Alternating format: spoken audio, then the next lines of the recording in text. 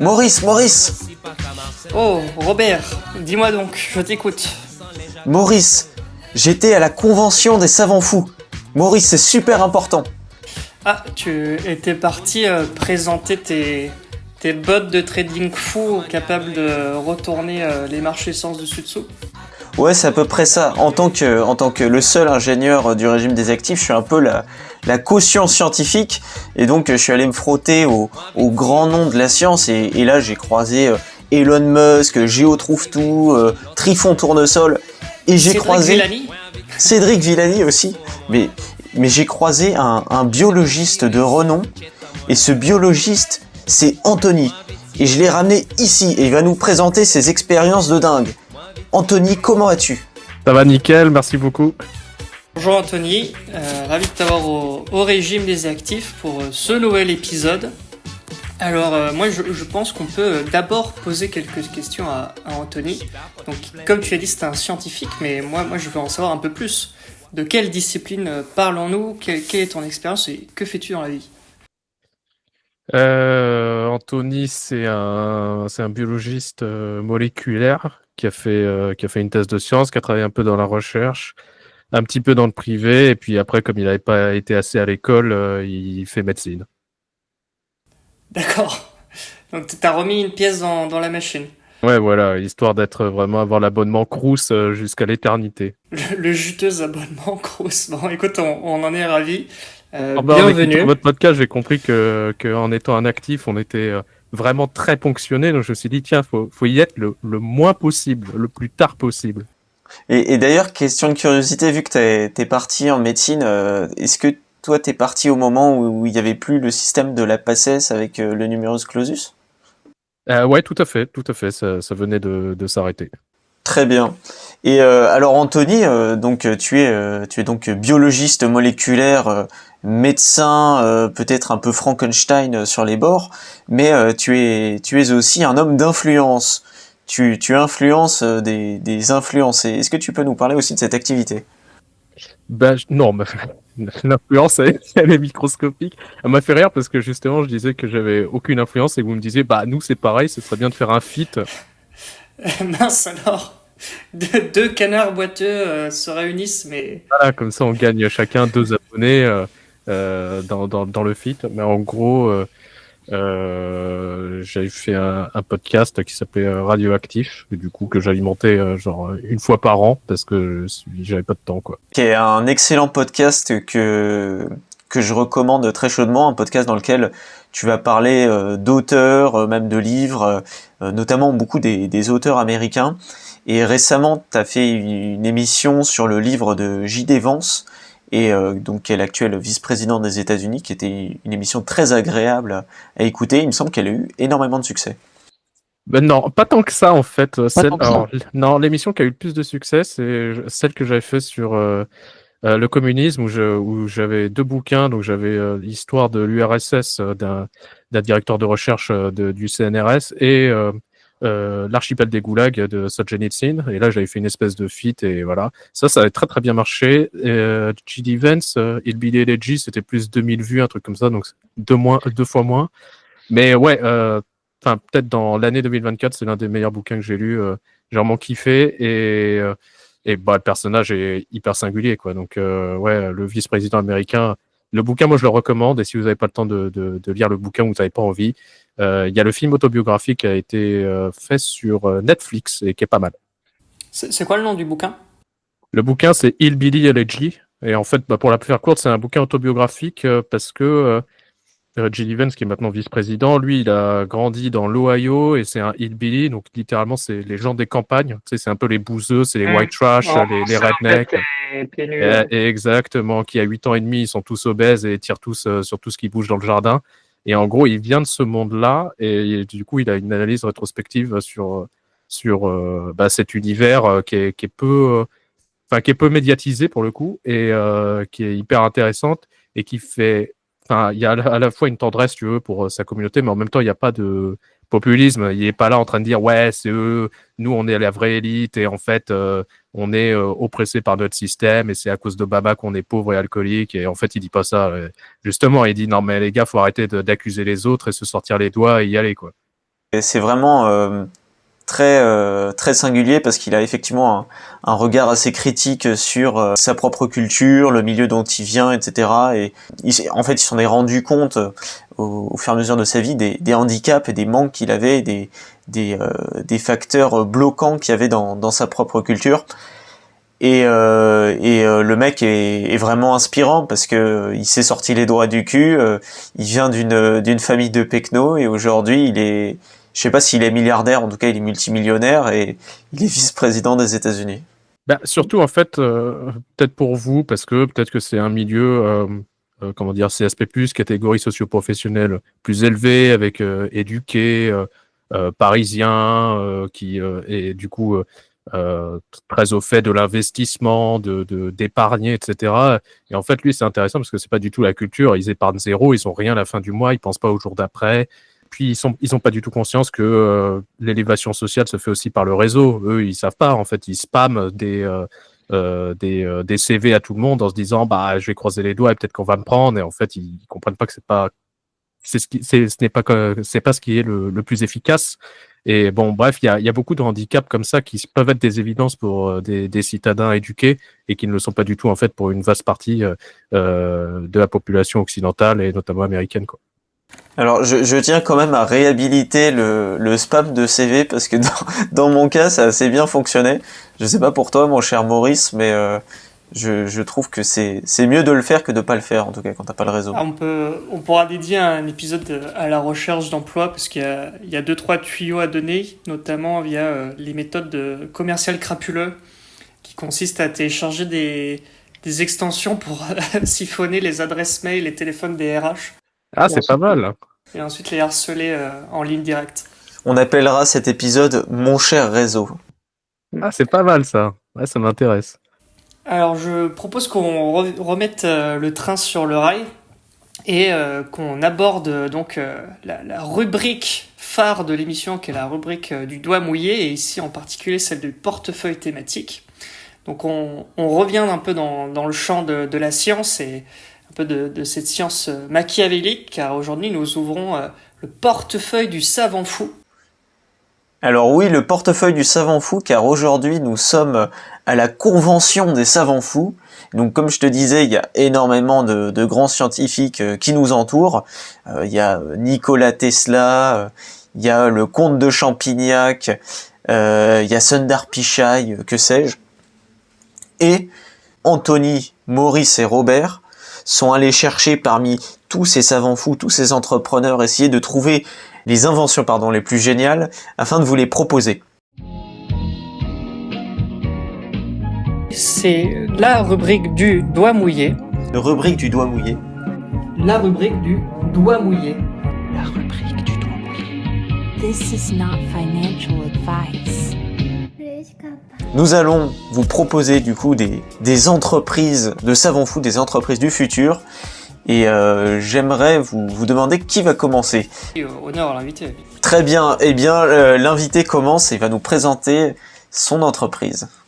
Alors, en préambule, je tiens à dire quand même, je pense que de toutes les émissions que vous avez faites au régime des actifs, je dois être l'investisseur le plus noob, le plus débutant qui existe, puisque j'ai littéralement commencé il y a peut-être 5 mois et c'est grâce à mon ami Robert Le Tigre que j'ai pu mettre le pied à l'étrier.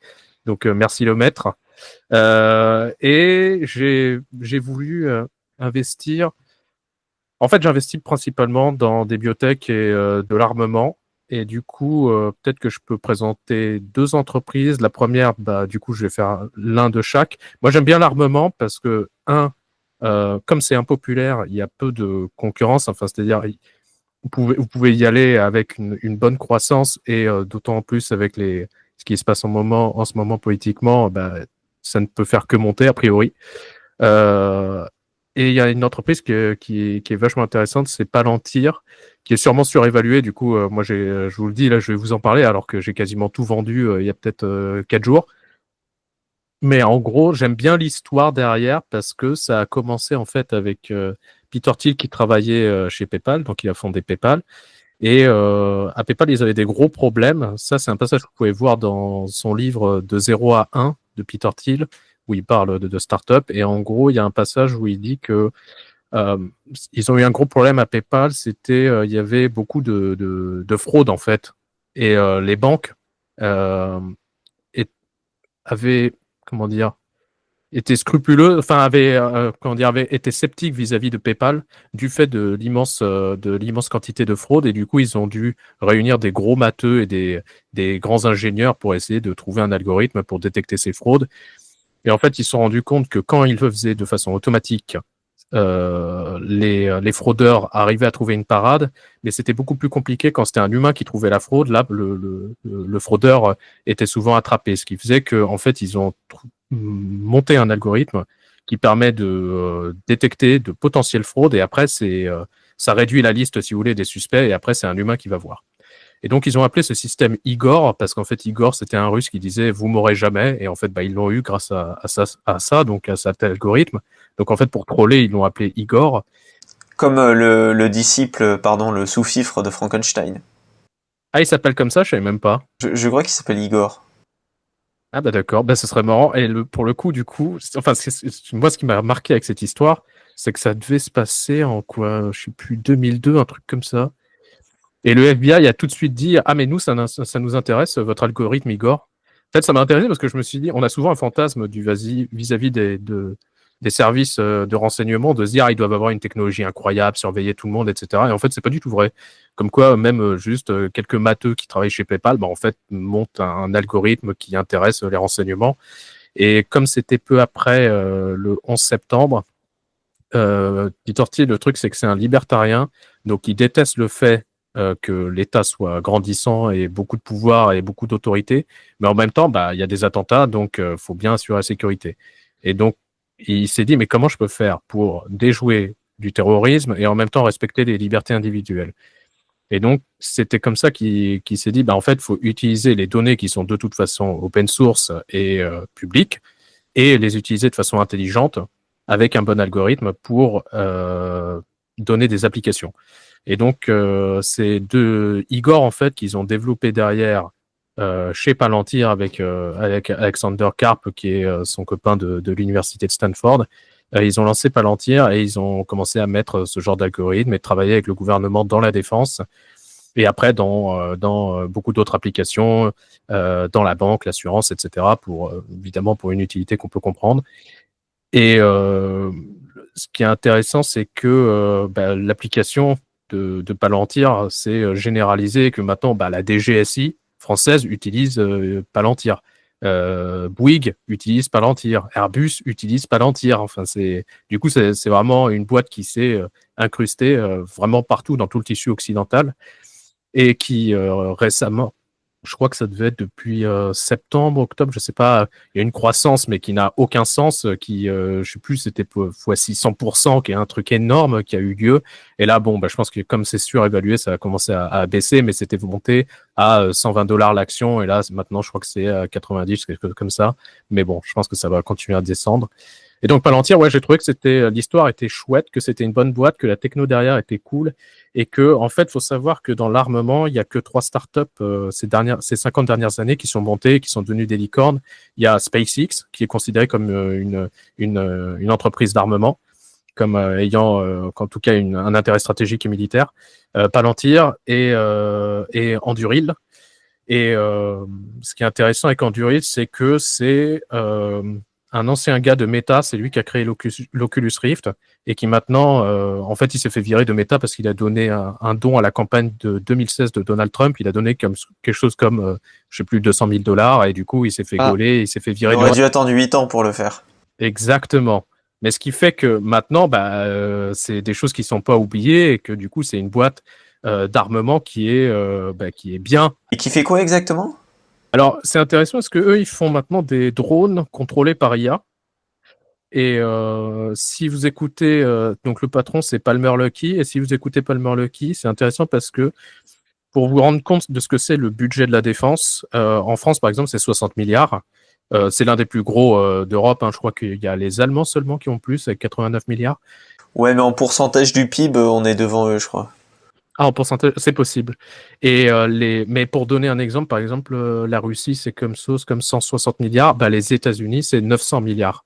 Donc c'est vraiment, il y a un gap qui est monstrueux. Et, et eux, ils ont dit, enfin, Palmer Luckey, son idée, c'est 900 milliards, ça peut paraître beaucoup, mais en fait, des tanks, des hélicoptères, des avions, même juste à la maintenance, ça coûte déjà des milliards à des milliards, c'est stratosphérique. Alors que si je vous sors 5000 drones contrôlés par IA, ça fait des nuages, soit qui vont lâcher de l'explosif, ou même être chargés eux-mêmes d'explosifs et foncer sur des cibles, ou avoir des armes, en fait, 5000 drones, ça coûte beaucoup moins cher et c'est potentiellement beaucoup plus efficace. Donc, les nouvelles technologies, en fait, décorrèlent la dépense vis-à-vis du résultat, en fait. Donc, c'est pas parce que la Chine a que 300 milliards qu'elle est forcément en dessous militairement. C'est ça que ça veut dire. Et donc, lui, il développe ses drones et Palantir a les IA. Et en fait, maintenant, ils font des collaborations. Et bientôt, enfin, je sais pas, je croise les doigts, mais j'attends que Anduril fasse son IPO. Comme ça, il y a peut-être un jeton à faire dessus.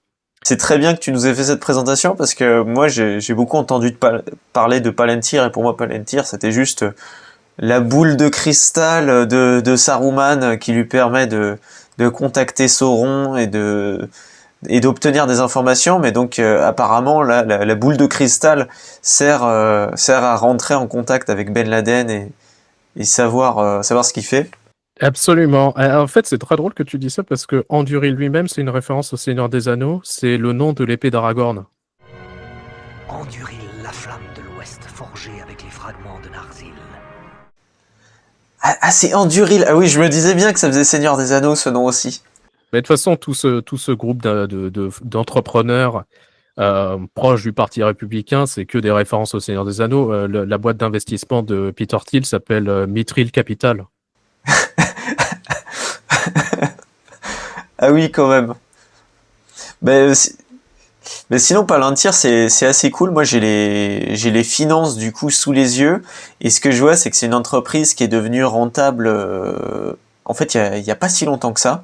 Elle est devenue rentable sur l'exercice de l'année 2023, et il y a des marges qui ne font que croître. Hein. C'est-à-dire que on est passé de 2022, on avait une marge négative qui était à 33%, à maintenant en 2024 une marge positive qui est à 16%, et ça fait que croître.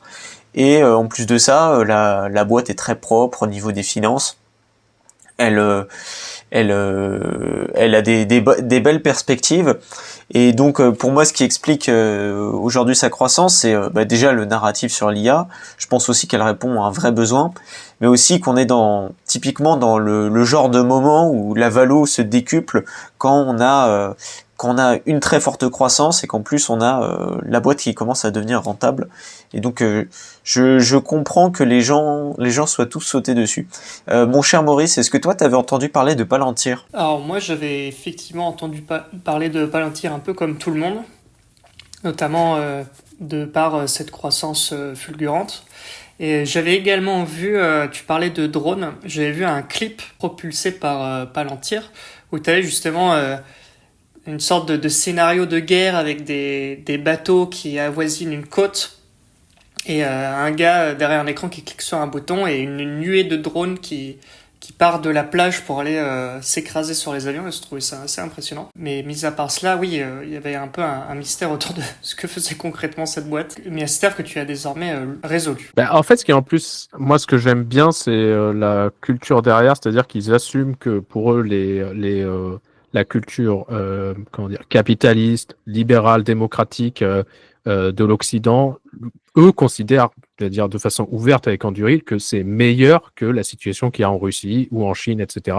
Et que c'est en fait, il n'y a pas le choix que d'avoir une surpuissance technologique et militaire, une industrie militaire extrêmement puissante pour protéger cette culture et ces valeurs, quoi. Alors que c'est des choses qui sont pas forcément évidentes et dites de façon claire, je trouve, parmi le monde des ingénieurs, des entrepreneurs, etc. C'est vrai qu'il y a souvent un côté un peu bisounours chez les ingénieurs ou chez les entrepreneurs. Bon, on va être tous très gentils et ça va bien se passer parce qu'on est très gentils. Alors que, un peu comme partout, pour pouvoir imposer sa vision, faut avoir les moyens de ses ambitions. Désolé, je reviens sur cette histoire de drone parce que je trouve ça intéressant. La guerre en Ukraine a mis en exergue le recours à ces technologies à moindre coût et tout aussi efficace pour nuire à un ennemi. On faudrait voir aussi comment va réagir le marché de la défense pour proposer de la défense vis-à-vis de ces nouvelles attaques. Parce que oui, tu rappelais qu'un hélicoptère, un tank, ça coûte extrêmement cher. Je crois 1 heure d'hélicoptère, c'est un truc comme 100 000 dollars ou quelque chose comme ça. Et peut-être que les solutions de défense pour parer les essaims de drones seront également ingénieuses et à moindre coût. Je sais pas, j'ai vu des vidéos de soldats ukrainiens qui utilisent des fusils à pompe comme lorsqu'on part à la chasse avec de la chevrotine pour les descendre. Ouais, la guerre en Ukraine qui est effectivement très intéressante à ce niveau-là. On voit des deux côtés, il y a des prouesses technologiques qui sont faites et que ces armées qui n'ont pas forcément énormément de budget inventent avec le peu qu'ils ont, et les Ukrainiens notamment ont une maîtrise des drones qui est vraiment très impressionnante, et ils arrivent avec peu de moyens à faire énormément de dégâts. Mais c'est un phénomène qu'on avait déjà vu avec l'État islamique qui avait peut-être des drones un peu moins avancés, mais ils achetaient des drones Parrot, etc. Ils mettaient des bombes ou peut-être même des Kalash. Non, je crois que c'était juste des bombes et en envoyant des essaims de petits drones explosifs, ils faisaient énormément de dégâts. Là où dans la vision qu'on a sur les 10, 20, 30 dernières années de la guerre, on n'est plus sur une vision de l'armement très cher, de très haute technologie. D'ailleurs, j'aimerais bien savoir s'il n'y a pas dans les coulisses un peu le lobby de la défense qui avance dans l'ombre pour peut-être interdire ce genre de technologie. Parce que souvent, en fait, les armes les plus efficaces sont aussi les moins chères. On pense au gaz, aux lance-flammes, ou sinon aux mines en plastique qui sont produites en Chine. C'est des petites mines indétectables aux détecteurs de métaux et qui arrachent des pieds au premier qui marche dessus. Et le droit international pourrait très bien arriver et dire telle convention proscrit déjà, je sais pas moi, le lance-flamme, ajoutons-y les drones qui sont pas justes, tu vois, d'un point de vue de la défense ou que. Moi, je suis pas sûr que ça passerait, parce que là, pour le coup, les drones, au contraire, ça permet de sauver des vies humaines. La Russie comme l'Ukraine et notamment l'Ukraine, qui sont tous les deux des pays qui ont des énormes déficits démographiques, sont contents de pouvoir envoyer des drones plutôt que envoyer de la chair humaine se faire exploser sur le champ de bataille dans la boue. Ouais, je vous invite vraiment à écouter des interviews de Palmer Luckey, parce c'est aussi un excellent avocat pour certaines technologies militaires. Lui, par exemple, il développe pas que des drones, mais aussi des mines qui sont contrôlées par IA. En fait, pour essayer de... Alors, je ne sais quelles données il utilise, mais l'IA parvient à savoir si c'est un chat, un chien, un allié ou un ennemi qui passe à proximité pour la faire détonner ou pas. Et derrière, évidemment, les journalistes trouvent les technologies choquantes et donc lui disent. Et lui, il fait, mais attendez, là, je vous parle d'une technologie qui, au lieu d'éclater tout le monde et n'importe quoi, éclate précisément les bonnes personnes et pas les civils. Donc, tu vois, et en fait, il a un argumentaire qui est très bien monté, en tout cas en tant qu'avocat de ces technologies, pour dire, voilà, maintenant, on ne détruira que les engins de guerre et les soldats, et il n'y aura plus de pertes inutiles, etc. Alors, là où il disait, en gros, il faut toujours comparer ces technologies militaires à ce qui existe maintenant. Maintenant, c'est juste des obus d'artillerie qui éclatent tout le monde. Donc, plutôt que faire des choses très brouillonnes, on va avoir la précision grâce à l'IA. Alors, je ne sais pas si c'est vrai ou c'est faux, mais en tout cas, je trouve que l'argumentaire est assez bien monté et très rationnel. Sur ce, nous attrapons le Palantir, nous mettons nos doigts crochus dessus, et puis nous rentrons en contact avec Sauron, et là, Sauron nous montre une nouvelle invention, et cette invention, elle a la tête de Maurice. Maurice, dis-nous ce que tu as trouvé comme invention. Maurice, il endosse sa veste blanche de laboratoire et il fait quelques bricoles et il se met à rêver parce que forcément il fait la même réflexion qu'Anthony. Il se dit si je travaille dur, l'État va me ponctionner tout mon surplus de richesse, ça va être terrible. Et donc Maurice se met à rêver à des lieux où peut-être l'herbe serait plus verte, peut-être des endroits lointains.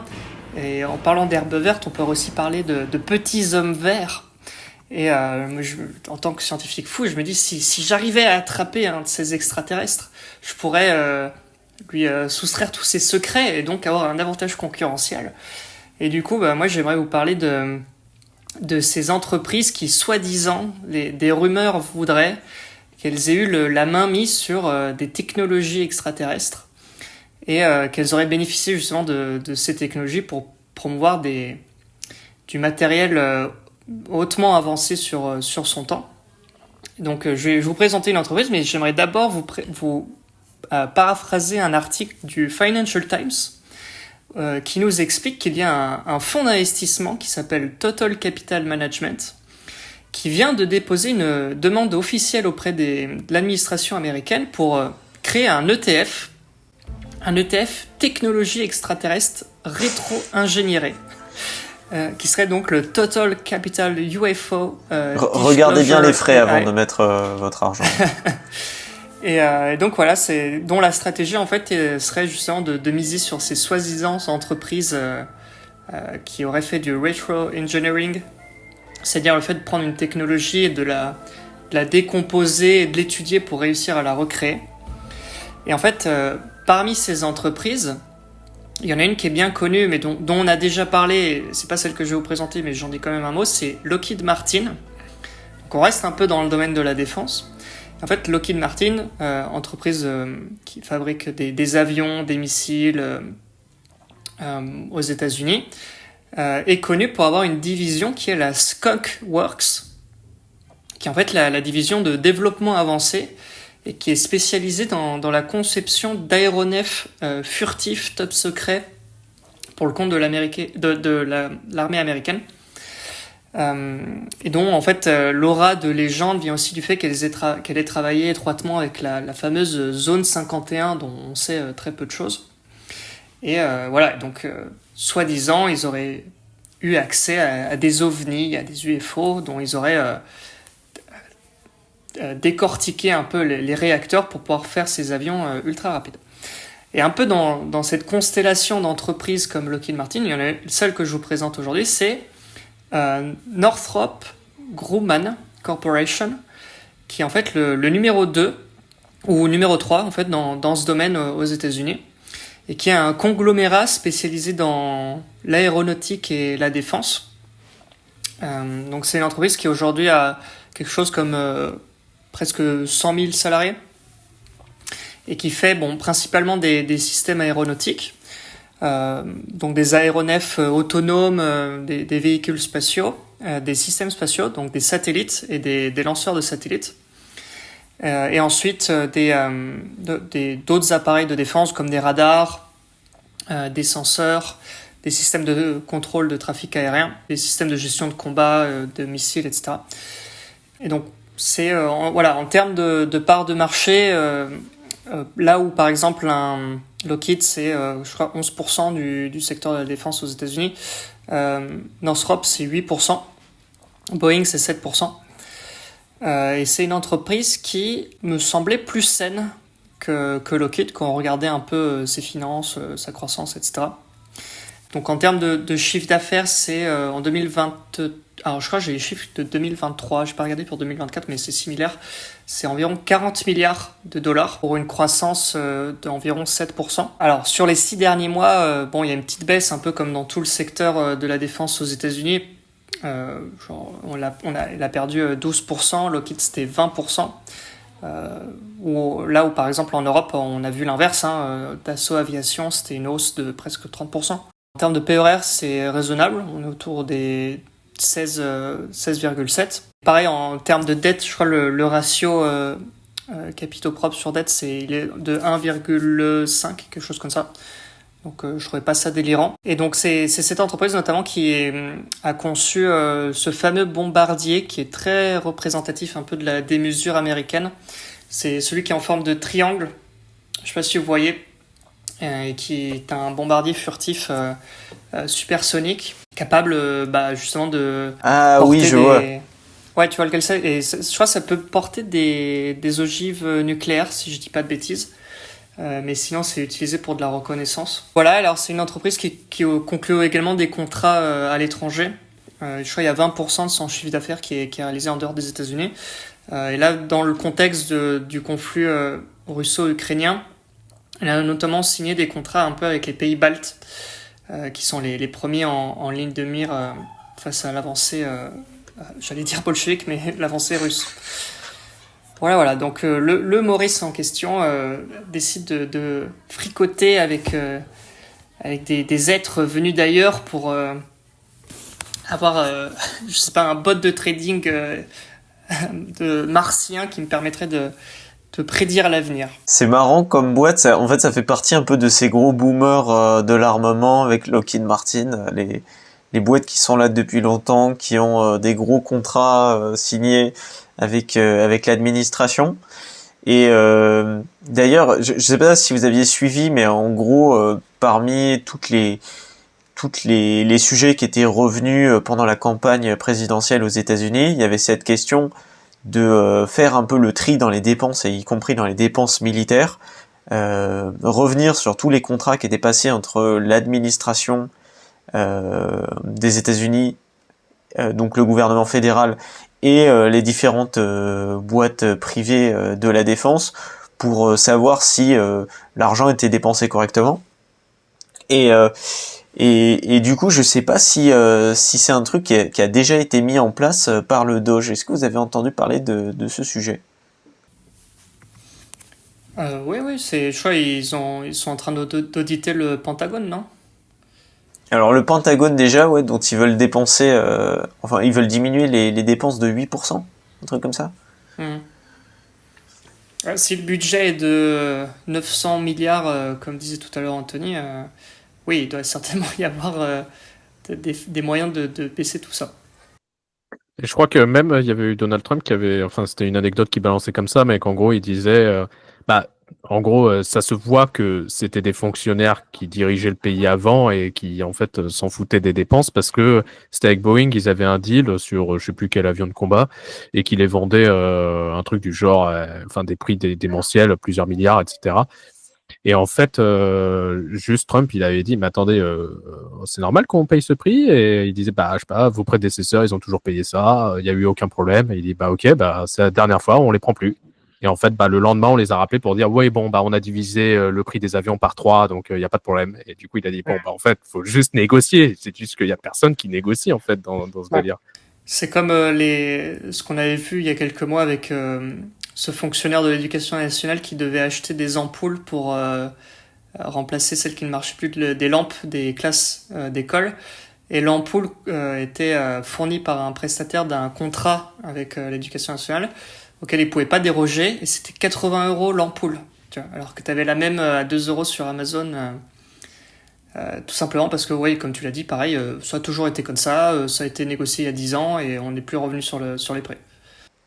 Mais d'ailleurs, cette espèce de mentalité fonctionnaire dans l'armée américaine, ça remonte pas à hier, hein. Pour l'anecdote, moi j'ai un grand-père qui est militaire, donc qui a fait toute sa carrière au sein de l'armée française, et il en a vu des vertes et des pas mûres pendant la guerre froide notamment. Et dans le cadre de la défense conjointe de la dissuasion nucléaire contre la Russie, il y avait très souvent des rencontres avec les militaires américains, ils allaient dans leur base, etc. Et il me raconte toujours qu'il avait été très surpris de voir que les Américains utilisaient, bon ça remonte, hein, mais ça devait être dans les années, je sais plus si c'était 70 ou 80, ça devait être les années 80, ils utilisaient encore des ordinateurs à ampoule dans certaines bases, parce qu'ils avaient des contrats avec IBM, et que ces contrats leur imposaient de rester avec ces vieux ordis pendant des années, et de pas passer aux versions les plus modernes. C'est toujours un peu le problème quand, enfin, tu peux toujours te plaindre, comment dire, des fonctionnaires, mais c'est un peu le problème quand tu utilises l'argent des autres et que, de toute façon, toi, tu passes à la retraite et ça devient le problème des autres, ou alors quand t'es élu, t'as ton mandat et après, voilà, t'as fini ton mandat, c'est le problème de quelqu'un d'autre. Et j'ai pas tellement de solution là-dessus. À la limite, dans une boîte privée, en fait, si tu fais n'importe quoi avec l'argent, si t'es le patron, les actionnaires te tapent dessus. Si t'es pas le patron et que t'es le cadre, le patron te tape dessus parce que les actionnaires lui tapent dessus. Mais dans le cadre d'un État, c'est toujours compliqué, tu vois.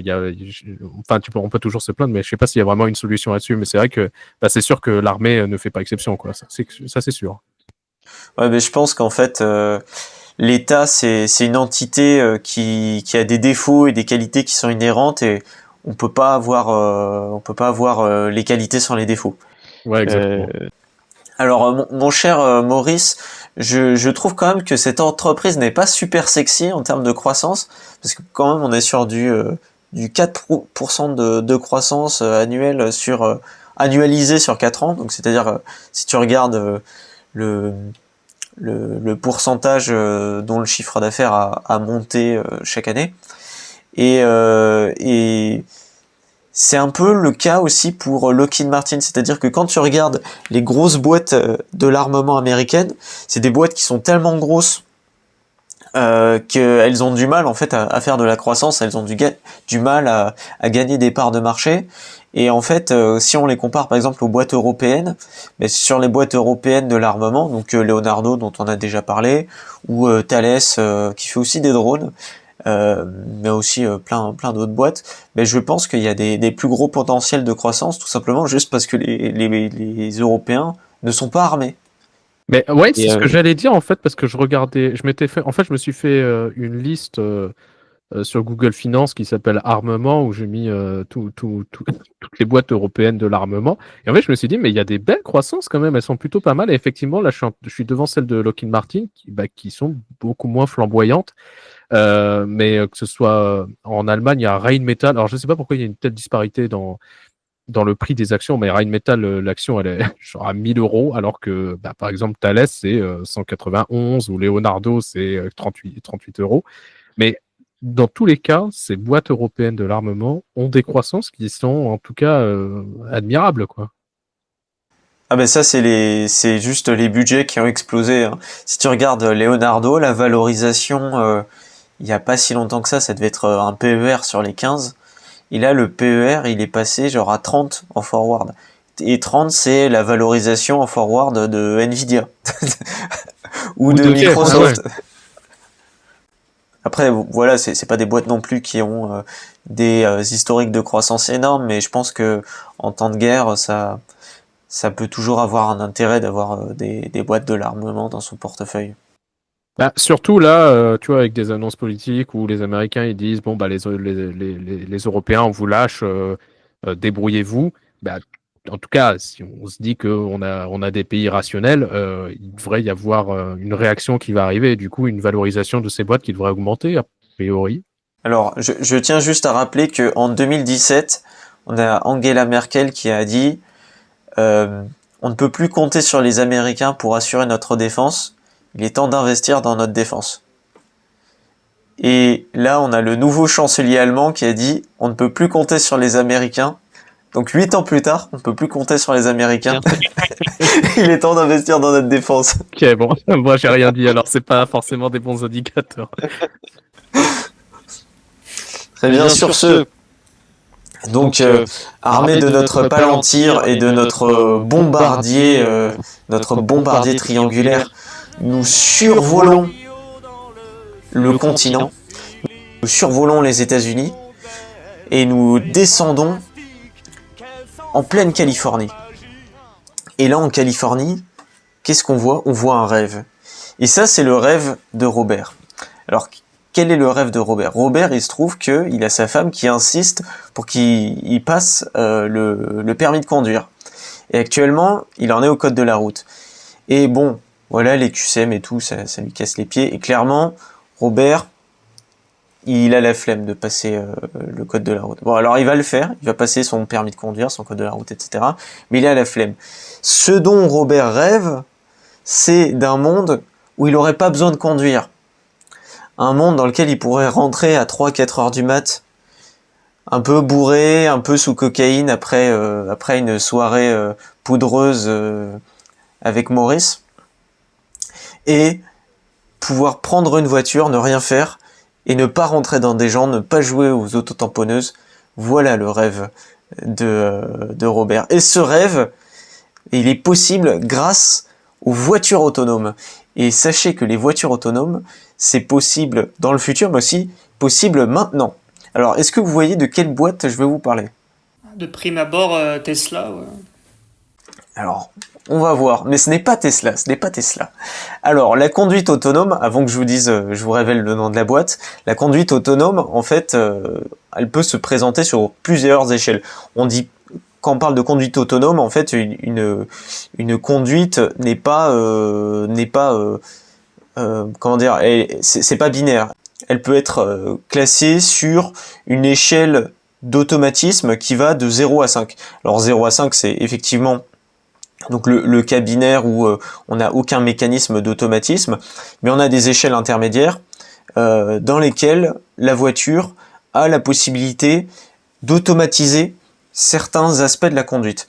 Alors aujourd'hui, il faut savoir que la plupart des voitures qui sont vendues aux particuliers ont des mécanismes d'automatisme, notamment tout ce qui est de l'assistance au conducteur, de la régulation de vitesse ou des assistants qui vous empêchent de déraper. Donc ça, vous trouvez ça même sur des Renault, des Peugeot, et d'ailleurs vous avez des questions au code de la route pour savoir ce qu'est le régulateur de vitesse et dans quelles conditions l'utiliser. Après, vous avez le niveau 3. Alors le niveau 3, c'est quand la voiture, en plus de vous faire du contrôle de vitesse ou de vous empêcher de déraper, peut conduire d'elle-même sans que vous fassiez rien dans certaines zones géographiques. Et c'est ce que permet notamment certaines Tesla, si je me trompe pas, notamment de conduire sur les autoroutes. Mais par contre, ça couvre pas la conduite en ville. Et au-delà du niveau 3, on a le niveau 4. Et alors le niveau 4, c'est quand la voiture peut conduire de manière totalement autonome, mais peut laisser le choix de la conduite au conducteur, qui peut reprendre le volant en main si jamais il en a besoin. Et après, il y a le niveau 5, où là, le conducteur n'a pas le droit de conduire. Et à mon avis, c'est pas demain la veille qu'on aura des voitures de niveau 5. À mon avis, on ira plutôt sur le niveau 4. Et dans les voitures de niveau 4, il existe un constructeur aujourd'hui qui propose des voitures qui permettent d'être 100% autonomes, donc sur la conduite sur autoroute, mais aussi sur la conduite en ville. Et il y a un producteur de voitures notamment qui s'appelle Waymo. Est-ce que vous avez déjà entendu parler de Waymo ? Moi, je connais pas du tout. Est-ce que c'est celui qui fait les petits robots qui livrent de la nourriture? Alors j'ai pas connaissance qu'il fasse ça, ou alors j'ai peut-être mal fait mes recherches, mais je crois pas qu'il livre de la nourriture, Waymo. Non, je crois pas. Bon, enfin bref, donc Waymo, c'est une petite start-up de taxi autonome qui a été cofondée en 2009 par Sebastian Fern, donc qui est pas un mec connu, et le français Anthony Lewandowski. Ça s'appelait avant Project Chauffeur entre 2009 et 2016, petit mot français qui a sans doute été suggéré par le cofondateur français. Et c'est un projet qui a été développé chez Google. C'est une filiale de Google. En tout cas, c'est devenu une filiale en 2016, parce qu'avant, c'était juste un projet de R&D en interne. Maintenant, c'est vraiment une entreprise à part qui fait partie du groupe Alphabet. Et c'est une entreprise qui est encore aujourd'hui très petite, mais qui fait de plus en plus parler d'elle, et qui a été déployée dans différentes régions des États-Unis, notamment en Arizona, en Californie, au Texas, je crois récemment aussi en Floride. Et donc le concept, c'est simple, c'est un Uber, c'est un taxi, mais avec une voiture autonome. Et vous téléchargez l'application, vous dites là où vous voulez aller, il y a une voiture qui arrive, vous montez dedans et elle vous emmène du point A au point B. Mais il n'y a personne dans la voiture alors. Ah non, il n'y a personne. C'est autonome. C'est totalement autonome. Et d'ailleurs, en fait, c'est une entreprise qui a une croissance qui est assez folle, qui est folle parce que en fait aujourd'hui le nombre de courses qu'elle fait, je vais revenir dessus, mais est vraiment très petit quand on compare à Lyft ou à Uber. Mais du coup c'est des nombres qui sont faciles à augmenter. Et en fait, on a vu à plusieurs endroits aux États-Unis Uber et Lyft perdre des parts de marché face à Waymo, parce que les gens veulent essayer les voitures automatiques, parce que ça marche bien, parce qu'il n'y a pas besoin de parler avec un conducteur.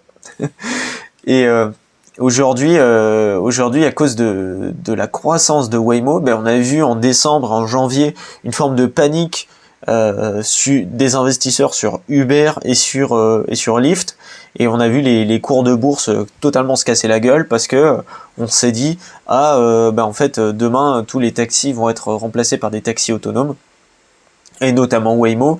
Et Waymo a beaucoup d'avance. Ils sont en avance sur Tesla dans la conduite, et ils sont en avance sur leurs autres concurrents qui existent. Il y en a plusieurs. Il y en a qui s'appellent Zoox. Donc Zoox, c'est un peu l'équivalent de Waymo de AWS, et sur Cruise, qui est une autre entreprise qui fait moins parler d'elle, mais qui a aussi des véhicules autonomes.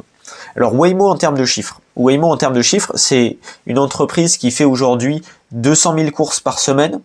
Alors 200 000 courses par semaine, ça peut sembler beaucoup, mais en fait si on compare à Uber et à Lyft, c'est pas grand chose. Donc 200 000 par semaine pour Waymo, contre 12 millions pour Lyft, et contre 120 millions pour Uber. Ça dit quand même la différence.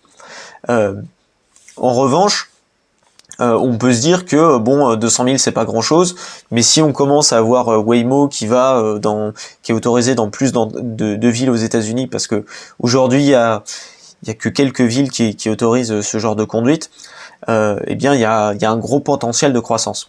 Aujourd'hui, c'est pas du tout une boîte qui gagne de l'argent, c'est une boîte qui est totalement déficitaire pour Uber. C'est une boîte qui doit gagner peut-être, on estime qu'il pourrait gagner en 2025 un truc comme 100 millions de dollars.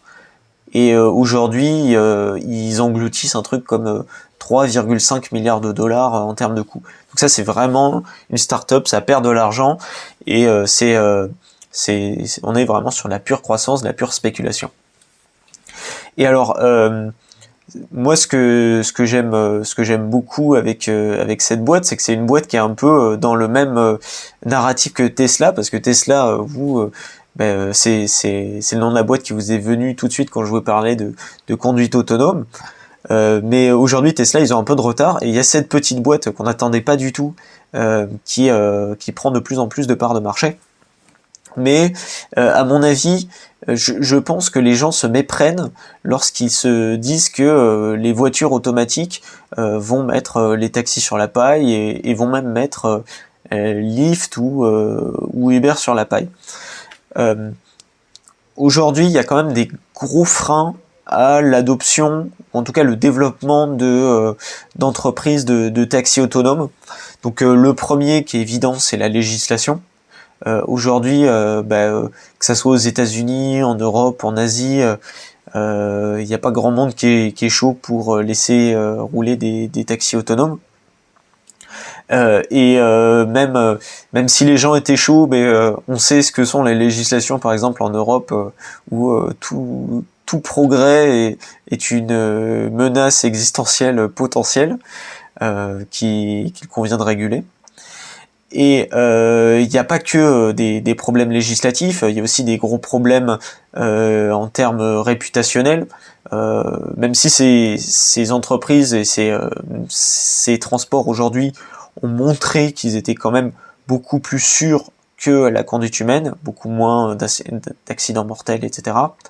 Le fait est que si tu as une voiture autonome Waymo, ou une voiture Tesla autonome qui fonce dans un tronc d'arbre ou qui crée un accident mortel, ça sera la faute de Tesla, ça sera la faute de Waymo, et ça sera pas juste la faute à pas de chance. Et on pourrait avoir des boycotts ou des interdictions. À côté de ça, il y a le problème des coûts. Aujourd'hui, pour pouvoir avoir un réseau de taxis, il faut un réseau de chargement, faut des entrepôts, faut pouvoir entretenir les voitures.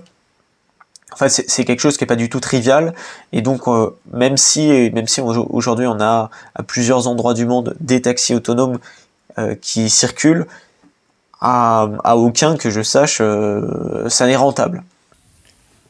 Tu oublies, cher ami, un autre facteur, je pense. Vas-y. As-tu déjà vu la tronche des routes à Naples ? C'est vrai qu'il faut des bons pneus, je crois. Mais il faut surtout, tu vois, peut-être un scooter autonome plus qu'un... Ouais, un Cybertruck. Ouais, plus qu'un Cybertruck. Non, mais je sais pas, aux États-Unis, ce genre de projet, ça marche parce que ils ont des autoroutes qui sont hyper larges, rectilignes. Mais en Europe, dans nos vieilles, sur le vieux continent, où tu peux, par exemple, rouler dans des villages moyenâgeux un peu tortueux, ça me semble compliqué. Et surtout, j'ai envie de te dire, ça existe déjà, ce que tu nous proposes. Tu nous dis, ah, je veux aller d'un point A à un point B sans qu'il y ait de chauffeur. Bah, cher ami, laisse-moi t'emmener sur notre merveilleuse ligne 14, en plein centre de Paris. Le problème de la ligne 14, c'est qu'elle est qu'à Paris. Il n'y a pas toutes les stations. Il n'y a que quelques points A et quelques points B. Il n'y a pas tous les points de l'ensemble. Moi, je sais que j'avais... Après, en fait, j'avais écouté déjà un podcast avec un ingénieur en automobile qui parlait de ces technologies. Et c'est effectivement la vision qu'il en partageait était hyper sexy, hyper attrayante. Où, du coup, parce qu'en fait, quand on a une voiture, moi j'ai une voiture par exemple, c'est vrai qu'elle passe en fait 99% de sa vie sur mon parking à rien faire. Et de temps en temps, je la sors et je vais quelque part avec. En fait, la plupart du temps, elle ne fait strictement rien. Et ce qui fait que, c'est le cas pour tout le monde, c'est pas particulier pour moi, ce qui fait que en réalité, on pourrait réduire considérablement le nombre d'engins sur le parc et que juste t'appelles ton, entre guillemets, Uber sur ton appli, mais en fait, il n'y aura pas de chauffeur. La voiture arrive, elle t'emmène d'un point A à un point B. Mais du coup, il y aurait beaucoup moins de voitures sur le parc. Peut-être comme elles sont interconnectées, les voitures prendraient des chemins qui sont optimisés pour éviter de créer des bouchons, etc. Ce qui crée aussi des bouchons, c'est l'effet un peu yo-yo. Vous savez, vous accélérez, le mec devant vous freine, vous freinez, et en fait, ça fait un peu un effet accordéon sur la route, et ça, ça ralentit énormément le trafic.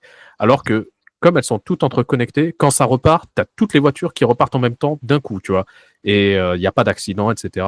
Donc, l'image qu'il en faisait était hyper sexy, mais c'est vrai que j'avais pas pensé, au gradient, c'est-à-dire comment ça se met en place tout ça, parce que c'est vrai que ça a l'air compliqué. Comme tu le dis, le moindre accident, c'est hyper punitif.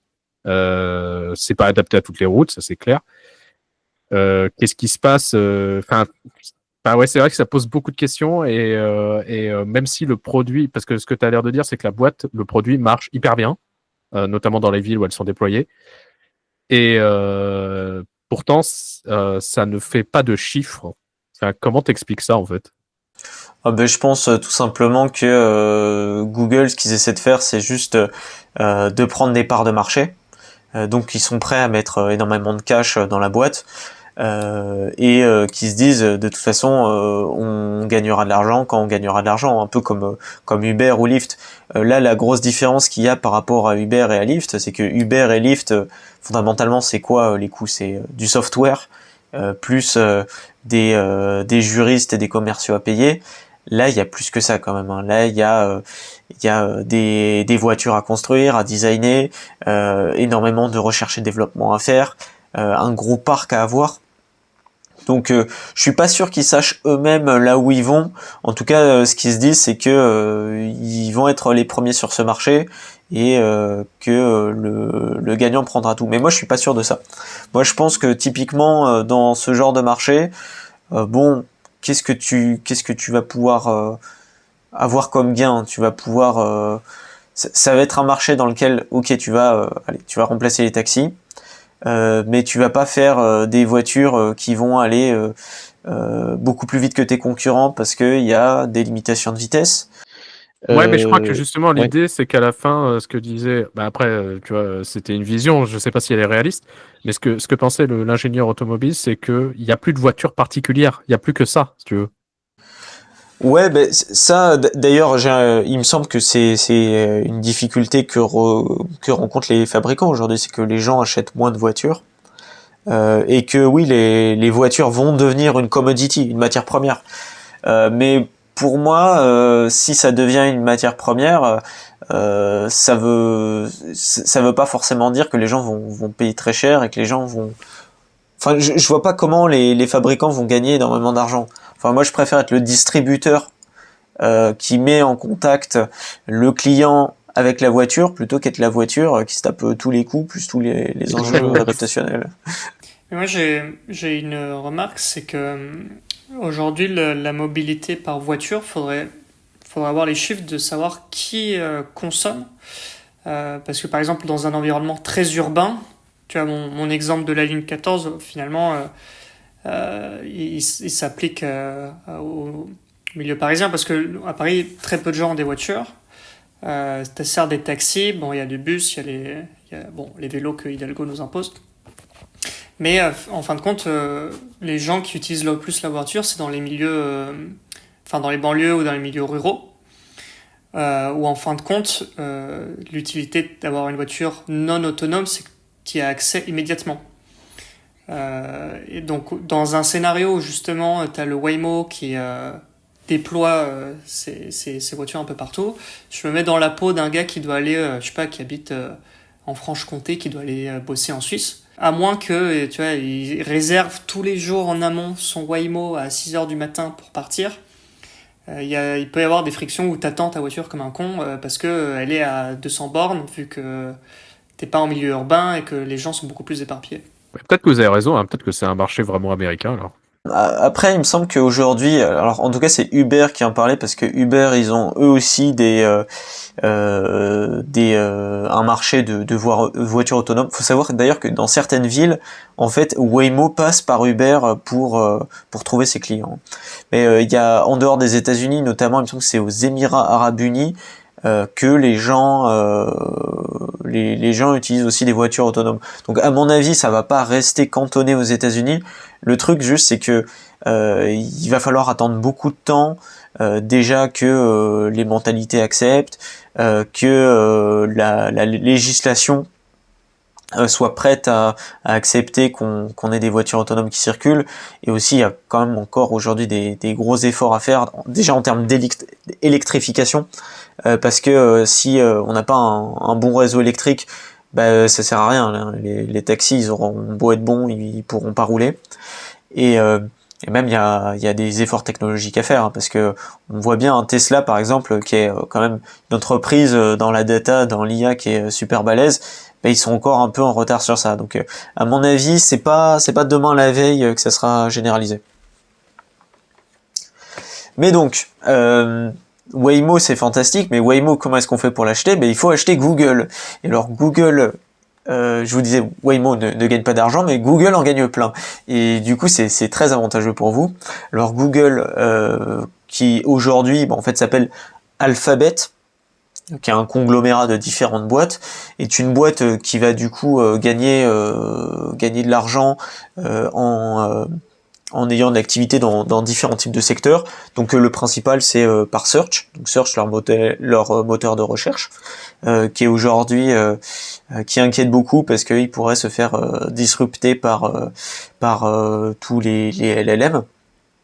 Mais il y a aussi YouTube, il y a Google Cloud Platform qui fait énormément de croissance, hein. On parle de croissance qui est de l'ordre de 30% annuellement, qui gagne de l'argent depuis peu. Et maintenant, donc on a Google qui est un business qui est beaucoup plus diversifié qu'il ne l'était il y a 5 ans, et qui a un business qui crache du cash, hein. Google aujourd'hui, la marge c'est 28%. Enfin c'est vraiment énorme, et c'est une boîte qui est super saine, qui a plein de cash en réserve, qui a quasiment pas de dette, qui a une rentabilité de fou. Et alors, vous me direz, une entreprise comme ça, qui est diversifiée, qui a un monopole, qui est à la fois dans la conduite autonome, le divertissement, le cloud, l'IA, même la recherche quantique. Une entreprise comme ça doit s'acheter super cher. Eh ben non. Il se trouve qu'aujourd'hui, Google, de tous les GAFAM, c'est le moins cher, avec un PE en forward qui est de l'ordre de 18. Donc en fait, elle est moins chère que le marché, elle est moins chère que le SP500. Et donc, moi en tout cas, c'est la plus grosse position que j'ai en portefeuille. Et je passe mon temps à la renforcer juste parce que la boîte est trop bien.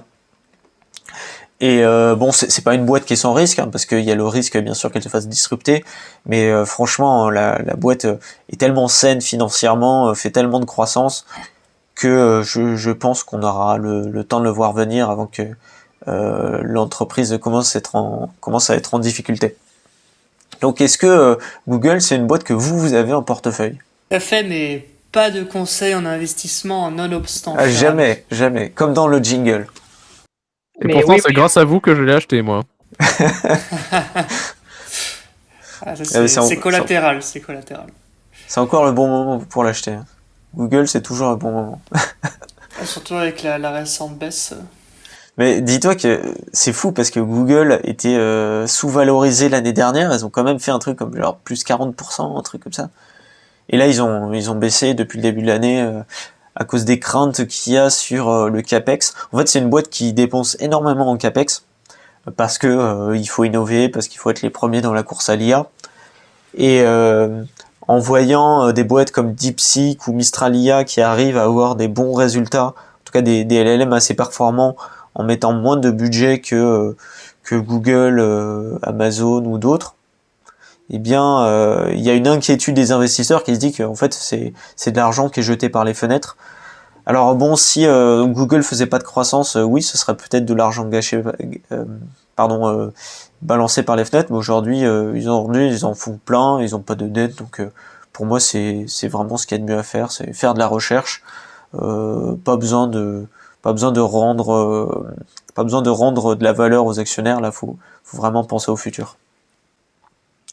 Mais alors sur ce, on a Google qui nous permet du coup de monter dans une voiture autonome, et cette voiture autonome va nous ramener du côté du laboratoire du savant fou Anthony Cobalt qui va nous présenter son autre boîte.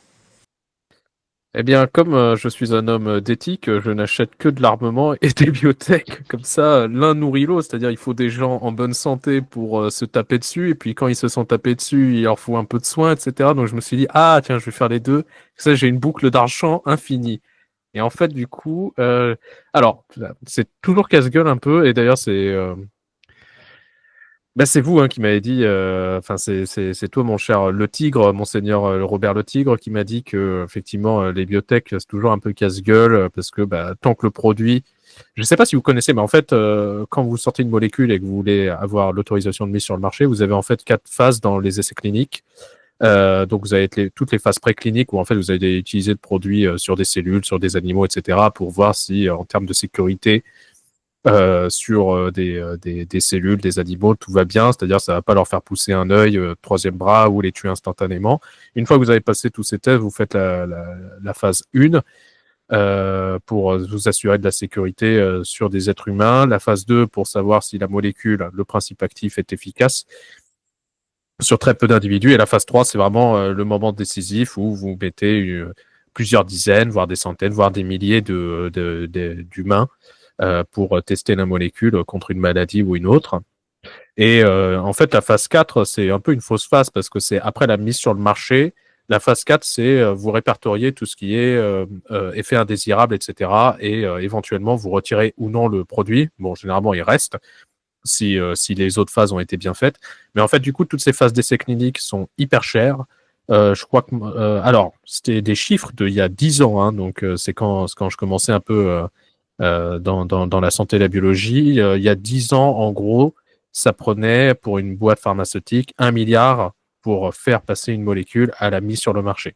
1 milliard de dollars, et c'était environ 10 ans de process entre le début de la phase 1 et la fin de la phase 3, et du coup la mise sur le marché. En 10 ans?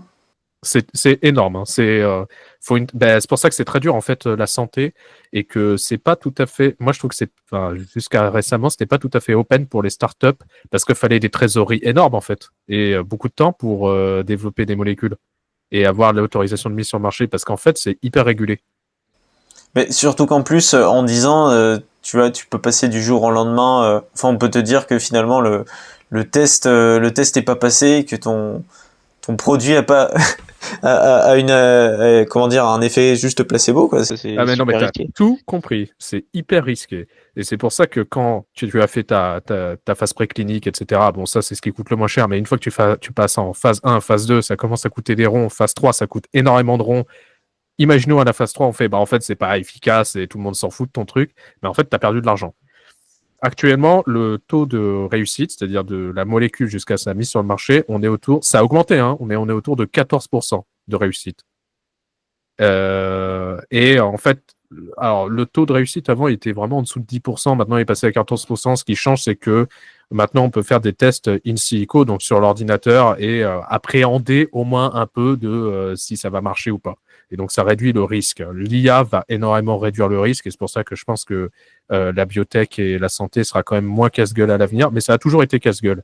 Et le seul truc qui faisait que ça marchait bien, c'est que c'était peut-être le troisième marché mondial après l'énergie et le numérique. Donc, il y avait quand même tellement de sous à se faire que les gens, ils y allaient quand même.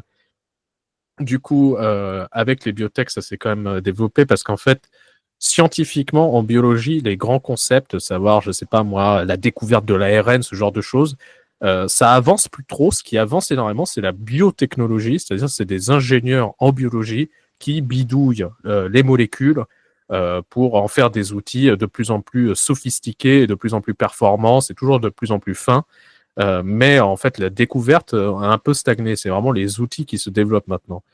Et donc, moi, la boîte, il y a deux boîtes, mais c'est pour la même raison que j'ai investi. En gros, c'est Moderna et Transgène. C'est parce que là, il y a eu avec le Covid l'utilisation à grande échelle du vaccin à ARN messager. Et en fait, ce qui est intéressant avec cette technologie, c'est que c'est notamment pour la lutte contre le cancer. Et donc moi, j'ai choisi Moderna parce qu'ils ont déjà en fait ce qu'ils appellent des vaccins individualisés, personnalisés pour certains cancers. Et donc alors vous les connaissez pas vous, mais en gros c'est les cancers à petites cellules, dans les cancers du poumon. C'est des cancers qui sont effroyables en fait. C'est des cancers qui sont vraiment fulgurants chez les patients. Et en fait, l'idée, si vous voulez, c'est quoi un cancer? C'est des mutations qui sont accumulées dans certaines cellules, et notamment sur des gènes qui vont normalement réguler la prolifération cellulaire ou la mort cellulaire, parce que vos cellules sont régulées dans leur prolifération, mais aussi dans leur mise à mort, pour que vous en ayez pas trop. En l'occurrence, il peut arriver que soit les gènes qui régulent la mise à mort sont mutés, ce qui fait que il y a plus de mort, et les gènes qui régulent la prolifération sont mutés, et du coup, il y a une prolifération qui est incontrôlée, et du coup, ça forme ces tumeurs, et puis voilà, des cancers qui peuvent métastaser, etc. Et donc, comme ça prolifère, à chaque fois qu'il y a des nouvelles cellules, en fait, vous avez, comment dire, des chances que de nouvelles mutations apparaissent, et que du coup, des protéines qu'on retrouve à la surface des cellules, qui sont nouvelles, qui ne sont pas normalement présentes chez vos cellules qui sont normales, physiologiques, apparaissent. Et en fait, des gens très intelligents se sont dit, ce qu'on va faire, c'est qu'on fait une biopsie de ces colonies cancéreuses, on les séquence, on envoie ça à des intelligences artificielles qui disent, OK, selon mes données, il y a telle protéine et telle protéine, normalement, elles sont nulle part dans le corps, à part chez ces cellules cancéreuses. Elles sont vraiment nouvelles et uniques aux cellules cancéreuses. Ce qu'on va faire, c'est que on calcule le pourcentage que ce qu'on appelle ces antigènes provoquent une réaction immunitaire si on fait un vaccin. Donc, quand il y a un score qui est assez élevé, ce qu'ils font, c'est qu'ils fabriquent un ARN messager à partir de ces séquences. Donc, c'est vraiment personnalisé. Hop là, comme le vaccin pour le Covid, ils vous l'envoient. Ça provoque une réaction immunitaire. Et ce sont vos cellules immunitaires qui partent à la chasse pour aller détruire les cancers qui sont maintenant ciblés, quoi. Ah, mais c'est incroyable. Ouais, c'est ça qui est fou, parce qu'en fait, le problème, c'est que, je dis n'importe quoi, mais nous trois, d'un coup, on a un cancer à petites cellules du poumon. Le problème, c'est qu'on n'a pas les mêmes mutations. Donc, en fait, si je faisais le même vaccin pour nous trois, ça ne marcherait pas. Et c'est pour ça qu'il y a besoin que ce soit personnalisé, qu'on aille biopsier votre cancer, qu'on aille les séquencer, etc. Parce que si on faisait la même chose pour le mien, ça ne marcherait pas pour le vôtre. Et donc, c'est pour ça qu'il faut que ce soit personnalisé. Et comme la technologie, pour moi, rationnellement, il n'y a aucune raison que ça ne marche pas. Mais bon, encore une fois, le niveau de risque en biologie, il est énorme parce qu'il y a toujours 3000 paramètres que moi, Anthony, évidemment, j'y ai pas pensé qu'il peut y avoir dans le corps humain. Donc, mais juste à mon niveau de connaissance, pour moi, il n'y a aucune raison que ça ne marche pas.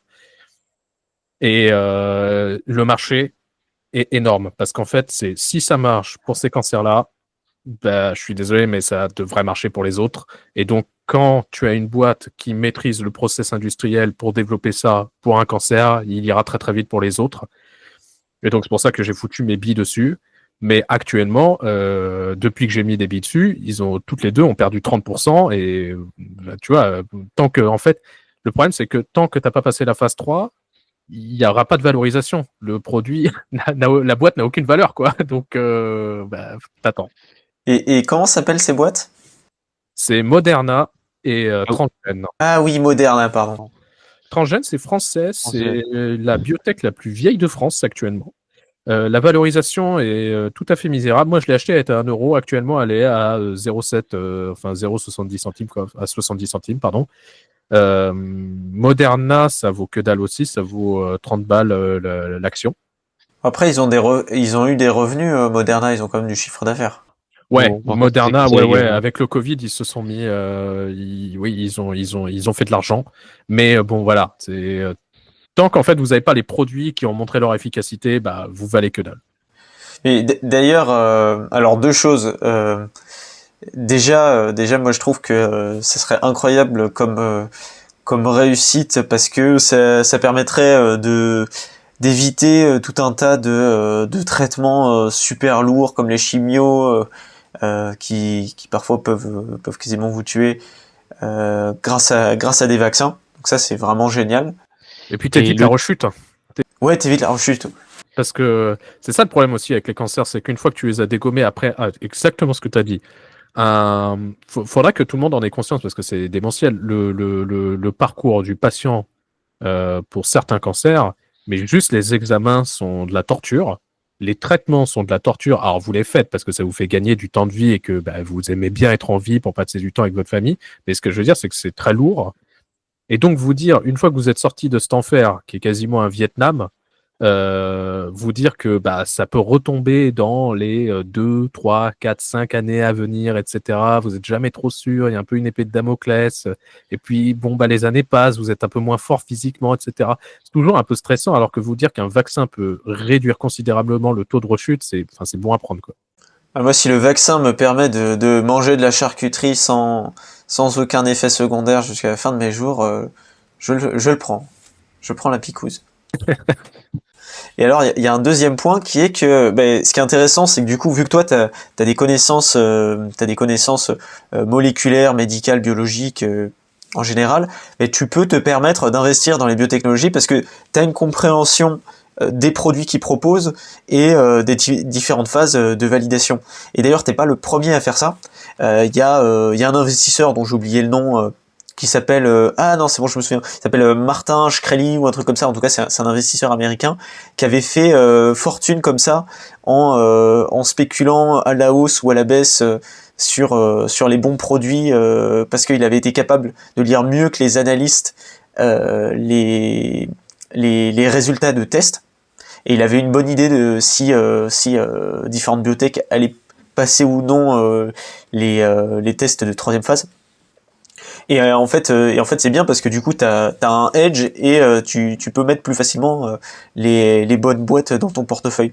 Après comme tu disais c'est très risqué, il y a un taux de succès qui est très faible, mais je pense que l'espérance de gain est positive et donc ça doit être typiquement le genre de secteur où ce qui est intéressant c'est d'avoir plusieurs boîtes en portefeuille parce que tu sais que la plupart vont finir à zéro mais qu'il y en a au moins une qui va aller très fortement haut. Ouais, c'est ça. Ouais, c'est exactement ça. Et en fait, moi, ce qui m'a donné envie de m'y mettre, déjà, c'est quand j'ai suivi un peu votre activité, je me suis dit, bon, allez, c'est bon, là, maintenant, on y va. Mais à l'investissement, hein, j'entends. Mais surtout, en fait, c'était pendant le Covid, pendant le confinement.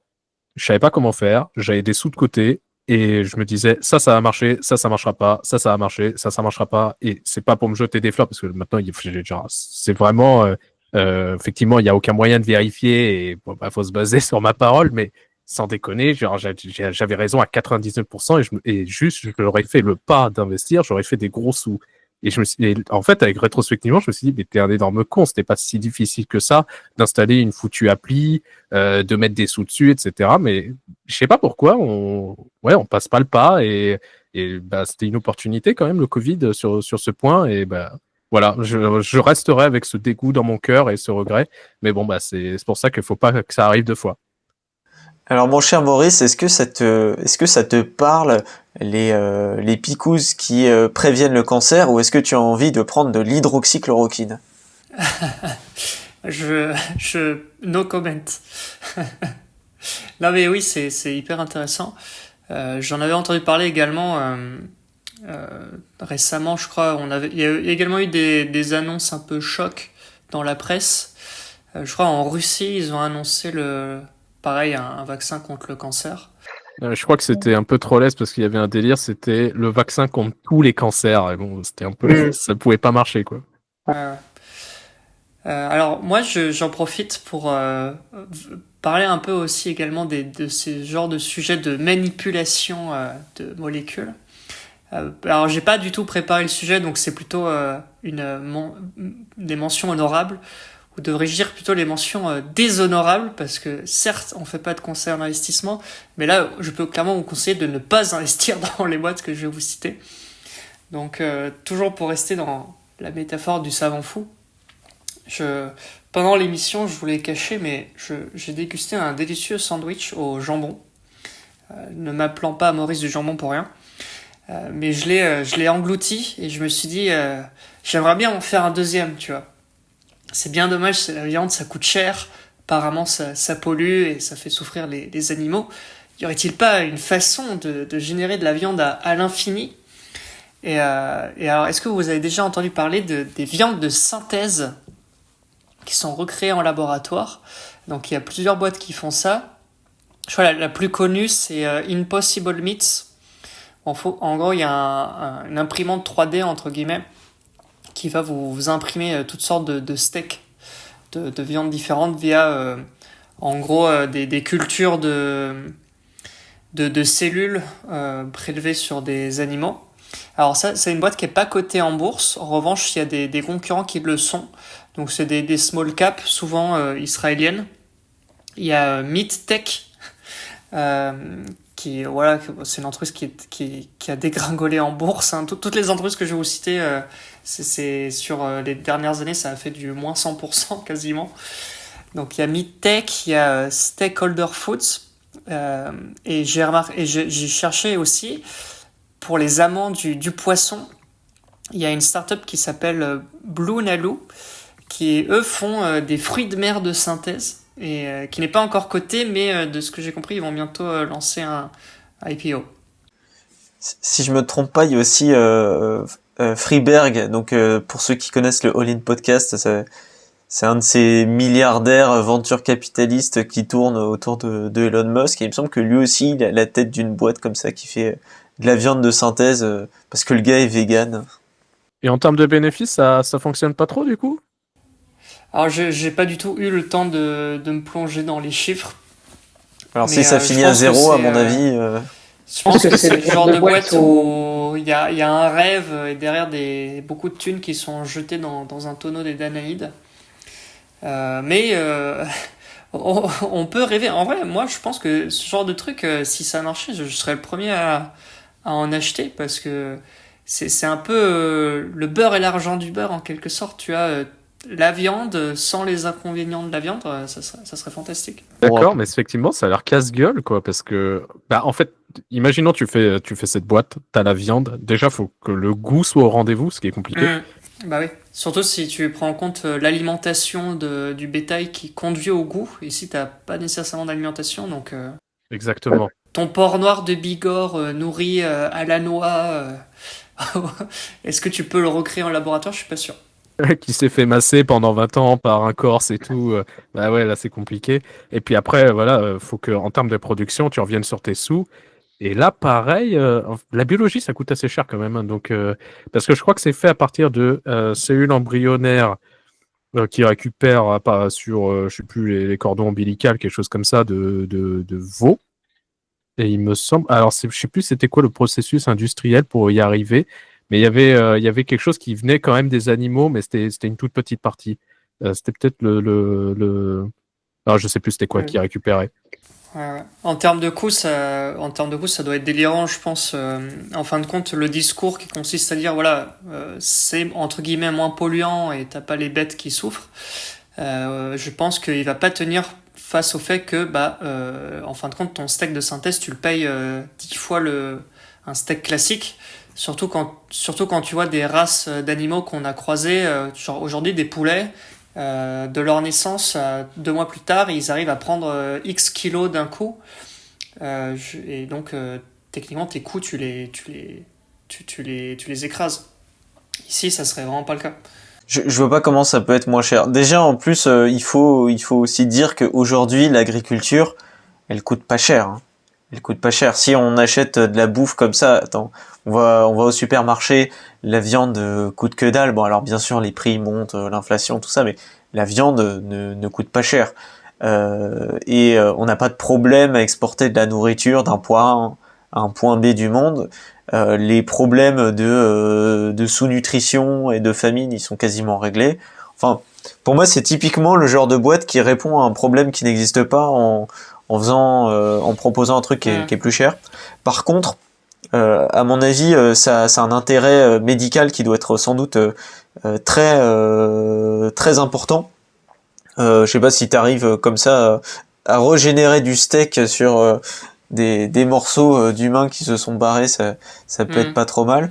Ou alors sinon, si t'envisages le fait de faire de la conquête spatiale et que quand tu vas, mettons, sur Mars avec SpaceX, t'as pas de cochon ou de viande avec toi, ça peut être pas mal de pouvoir générer ton propre steak sur Mars. Ou sinon, ça peut être aussi une brique de résilience face, par exemple, à des pandémies ou zoonémies, ça s'appelle. Genre quand t'as des virus qui en fait vont éradiquer une race bien précise d'animaux. J'en ai aucune idée honnêtement.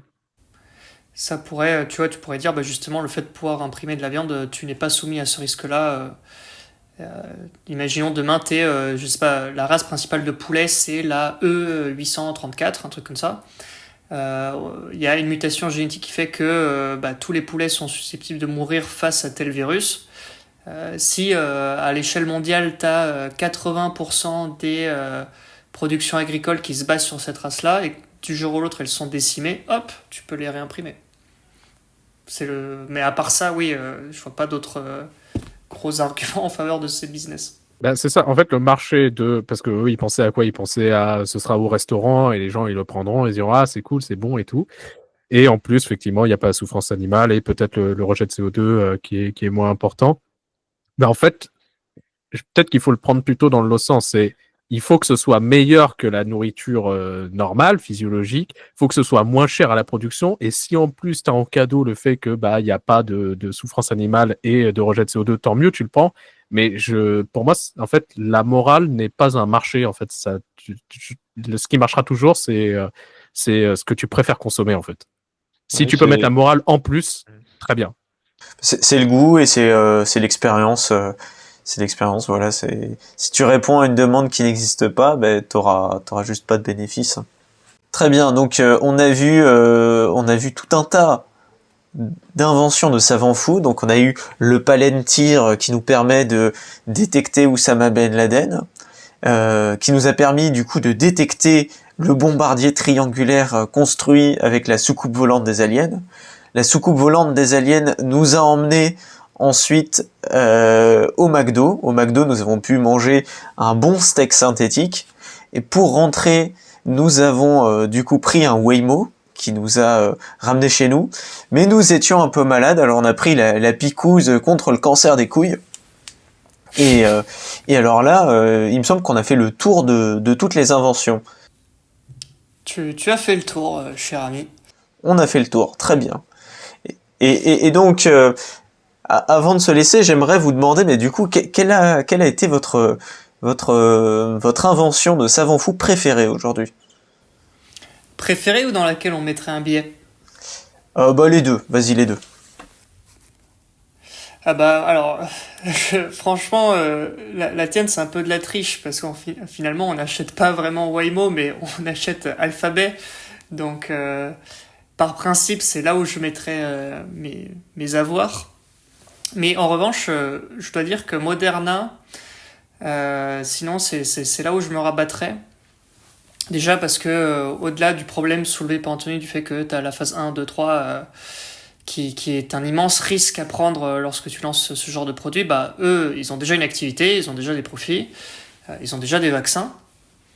Mais justement, tôt ou tard, ce genre de percées scientifiques se feront. Donc il vaut mieux être les premiers à avoir investi dessus pour tu vois, semer la graine et manger le fruit d'ici quelques années. Et alors toi, mon cher Anthony? Moi, les voitures autonomes, ça me plaît beaucoup. Ça me plaît beaucoup. Effectivement, je vois tous les challenges. Et bon, bah, c'est sûr, hein, je suis d'accord avec Monseigneur du Jambon que en fait, quand t'achètes du Google. Donc oui, tu prends moins de risques. Mais effectivement, moi, les voitures autonomes, ça me fait vraiment, enfin, ça me fait rêver parce que je conduis, mais j'aime pas tant que ça conduire. Et je m'imagine bien, tu sais, avoir les sièges conducteurs qui sont plutôt tournés vers l'arrière. Et comme ça, il y a un genre de salon à l'intérieur de la voiture. Et juste, t'arrêtes d'avoir les mains sur le volant et d'être les yeux sur la route et t'es avec tes invités ou les autres passagers ou alors tu dors. Enfin bref, tu fais autre chose. Et ça, ce serait vraiment mon rêve, quoi. Je déteste les bouchons en plus. Alors, si ça pouvait arriver, effectivement, et c'est avec une grande joie que je mets de l'argent dans Google. Donc, double bonus. Bah alors moi, bien sûr, je mettrai mon argent dans Google, je continuerai de le mettre. Et d'ailleurs, bah, en fait, c'est l'intérêt des gros GAFAM aujourd'hui, c'est que c'est des espèces d'énormes conglomérats qui sont un peu touche à tout. Donc, bah, en Google, on le voit avec la conduite autonome, mais c'est aussi le cas d'Amazon. Quand on regarde, Apple a aussi tenté ça pendant un moment avec l'Apple Car, mais finalement ils ont laissé ça de côté. Mais même si ça, c'est la sécurité de l'investissement aujourd'hui, l'histoire moi qui m'a le plus parlé, c'est le vaccin contre le cancer. Et le vaccin contre le cancer, je pense que c'est un peu comment dire, une épée à double tranchant. Parce que voyons les avantages. Les avantages, c'est qu'on va avoir des fins de vie qui seront plus agréables. On va avoir beaucoup moins de gens qui meurent du cancer, parce qu'il me semble que le cancer c'est la première cause de mortalité aujourd'hui. Mais il y a quand même un truc qui me titille, c'est que si on arrive à soigner tous ces cancers, mais comment on va faire pour le déficit des retraites? C'est ce que j'allais dire. Mais oui, là, on va aggraver le Ponzi, ça c'est sûr. On imprimera des bébés via la machine. Avec des machines à viande, tu sais. On imprimera des actifs. Très bien. Sur ce, il nous reste à remercier du coup Anthony. Anthony, vraiment merci de t'être prêté à l'exercice et d'être venu au régime des actifs. Est-ce que t'as un message à faire passer, je sais pas, une actualité quelconque? Non, parce que là, je travaille énormément, donc j'ai pas grand-chose à dire et à sortir. Merci au Seigneur du Jambon, merci Monseigneur le Tigre. C'était super de m'avoir invité. J'espère que je vous ai pas ennuyé, que j'ai pas dit trop de bêtises. Voilà. Bien au contraire, bien au contraire. C'était un vrai plaisir et j'en profite pour te demander si tu connais évidemment la devise du régime des actifs. Alors, il me semble que le passé c'est bien, mais que Alors, le si le futur passé, c'est c'est mieux. bien. Ah, génial. Il la connaît, il est parfait. Il est parfait. Mais sur ce, gros bisous les Jones, et n'oubliez pas aussi de vous abonner à l'excellente chaîne radioactive de Anthony Cobalt. Le lien sera dans la description. Et aussi de s'abonner à son compte Twitter. Oui, et de nous envoyer un immense chèque pour que nous continuions à financer nos activités. Rejoindre le canal Telegram. Et il y a le lien de Giro, bien sûr, pour créer votre compte. Nous touchons 50 € par lien activé, donc n'hésitez pas à le faire. Tu sais, c'est comment est-ce qu'on paye nos somptueux 30 mètres en région parisienne? C'est grâce au parrainage de Giro. Allez, sur ce, Allez, le gros passé c'est bisous. bien, l'avenir c'est mieux. Gros bisous les amis. He did the monster mash from my laboratory in the castle east to the master bedroom where the vampires feast. The ghouls all came from their humble abodes to get a jolt from my electrodes. They did the monster mash. It was a graveyard smash. It caught on in a flash. They did the monster mash. The zombies were having fun. The party had just begun. The guests included Wolfman, Dracula and his son. The scene was rocking, all were digging the sounds. Igor on chains, backed by his baying hounds. The coffin bangers were about to arrive with their vocal group, the Crypt Kicker Five. They played the monster mash. It was a graveyard smash. It caught on in a flash. They played the monster mash. Out from his coffin, Drac's voice did ring. Seems he was troubled by just one thing. Opened the lid and shook his fist and said, "Whatever happened to my Transylvania twist?" It's now the monster mash. And it's a graveyard smash. It's caught on in a flash. It's now the monster mash. Now everything's cool, Drac's a part of the band, and my monster mash is the hit of the land. For you, the living, this mash was meant to. When you get to my door, tell them Boris sent you. Then you can monster mash and do my graveyard smash. You'll catch on in a flash. Then you can monster mash. Mash! Ooh! Easy, Igor, you impetuous young boy.